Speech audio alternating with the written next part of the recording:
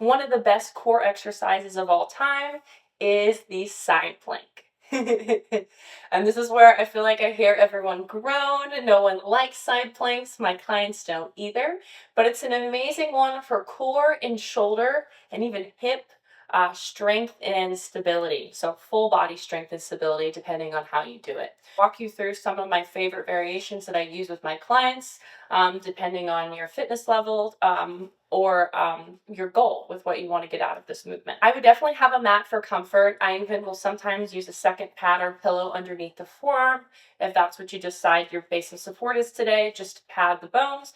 But besides that, that's all we're going to use. This first one is going to be the most beginner friendly. So this would be one I would try first if you are new to these. I'm going to come onto the forearm. We're going to think about forearm being 90 degrees. Feet and knees are going to be stacked. Feet are in line with your butt, or your butt are in line with your feet. So when you look down there, you're looking at a straight line from your head to your tail. We're going to think about rolling this shoulder back and down.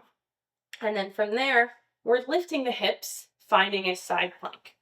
Now, this is a position that I would hold somewhere for around 15 seconds to a minute on each side. Think about rolling the shoulder back, keeping that neck nice and long so we don't want to drop it down. You want to think about it as an extension of the spine. So we're also building neck strength. And my gaze is slightly elevated here, slightly up towards the ceiling. While you're here, you can do a couple of things. You can drop the hip down. You can bring it back up. You can even do some rotations, twisting that arm in the air, bringing it down. But this is one I suggest being able to do a couple sets of around 15 to 30 seconds on both sides with rest in between before you progress to the next one. This is another variation. So we're going to start with the knees on the ground. If that felt a lot on your hand, we can also change the base of support a little bit. So I'm going to do a similar one. So my knees are going to be on the ground. We're going to put the hand on the floor, and then I'm going to extend out the leg towards the side. This is a supported side plank.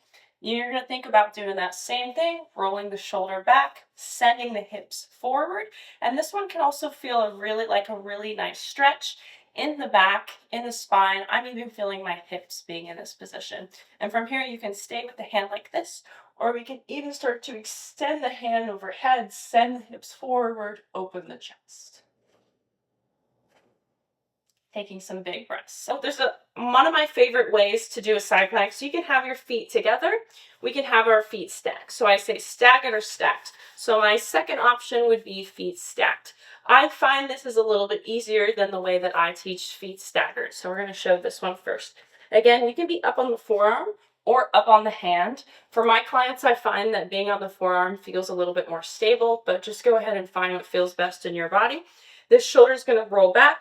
We're going to think about lifting the hips, and we're holding. Think about lifting the hips, lifting the calves, rolling the shoulder back. Hand can stay here. You can even bring it overhead. And we're going to think about staying really nice and long through the neck. And being here, I'm starting to feel the shoulder. I'm starting to feel the side of my core a lot, working very, very hard. And that's another one you can do a couple sets of, being able to hold on both sides pretty easily for 15 to 30 seconds. Okay, and then we're getting to some harder variations. So we're increasing the levels. It's going to be the same thing. We're going to come onto the forearm, 90-degree angle with the forearm. This time I want the feet to be staggered. And I like to think about bottom leg coming forward and top leg coming back. And this is where I get really picky. So with my clients, I'm thinking about being on the sides of your feet. If you're in shoes, you might notice your feet kind of wanting to do that kind of thing, rolling around. But one of the amazing things about this exercise is that you can work the feet, you can work the hips while you're doing it. So I'm picky with my clients on how their feet are. So we want to be on the sides. From there, shoulders are going to come back. We're going to lift the hips, staying on the sides of the feet, and notice what else you feel here. So I feel the same spots I felt on the other side, my shoulders, my core, but now I'm starting to feeling the inner hip on this one, the outer hip on that other leg. So we're just adding in a layer of complexity. Whew. Taking big breaths while we're here. Trying to keep the body calm.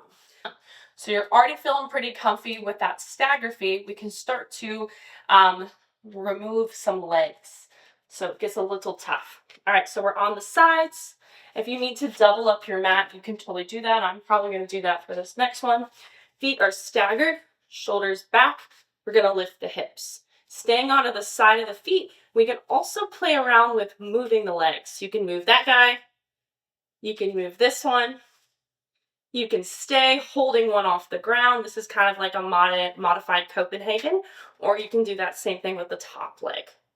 So testing your stability, can you remove both legs or not one, or maybe one but not the other? It's going to say a lot about your hip mobility, maybe your feet and your ankle mobility, and core strength as well. So you should be able, as you get more comfy with these, to remove both of the legs interchangeably. This one's pretty tough, so be sure if you're not doing these already to incorporate these in your workouts. This is one of those major core exercises that I really believe everyone needs. Subscribe for more.